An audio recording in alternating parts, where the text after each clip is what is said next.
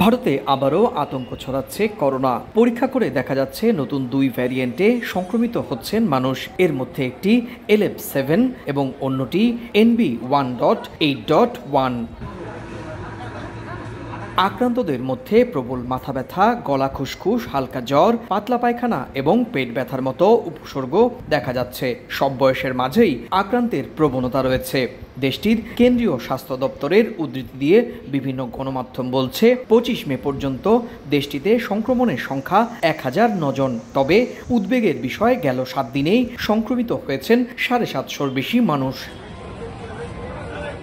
গণমাধ্যমের দাবি, দেশটির রাজধানী নয়াদিল্লি করোনা সংক্রমণের শীর্ষে, এরপর মুম্বাই। এছাড়াও কেরালা রাজ্যের বিভিন্ন এলাকা থেকেও সংক্রমণের খবর মিলছে। তবে পশ্চিমবঙ্গে এখনো পর্যন্ত 11 জনের সংক্রমণের তথ্য দিচ্ছে রাজ্য প্রশাসন। এদের মধ্যে 55 বছরের প্রবীণ নাগরিক যেমন রয়েছেন, তেমনি 11 বছরের শিশুও।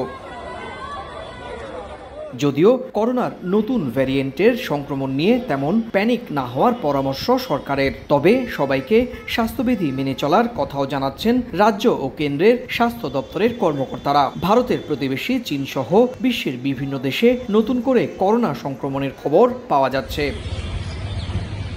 সুব্রত আচার্য, সময় সংবাদ, ভারত।